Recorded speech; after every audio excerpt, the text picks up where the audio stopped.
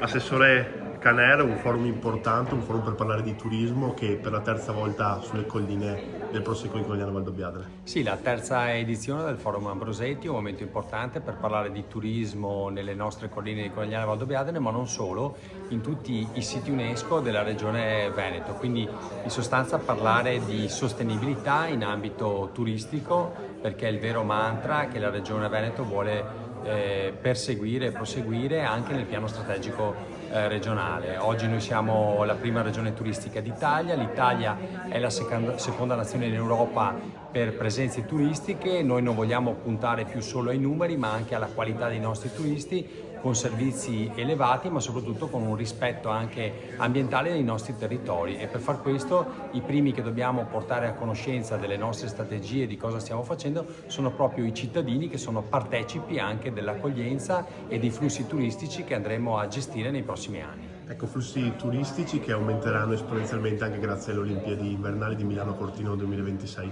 Assolutamente sì, le Olimpiadi di Milano Cortina del 2026 sono un traino fondamentale per le presenze turistiche del nostro territorio. Tra l'altro le Olimpiadi sono all'interno di un sito UNESCO che sono le nostre Dolomiti, e quindi il ragionamento che dobbiamo fare noi è lasciare una legacy per il futuro, cioè un'eredità non solo a livello infrastrutturale ma anche di politiche territoriali legate all'accoglienza con rispetto dei territori. Ecco, quindi il Forum Ambrosetti quest'anno sarà in particolare dedicato al turismo sostenibile all'interno dei siti UNESCO.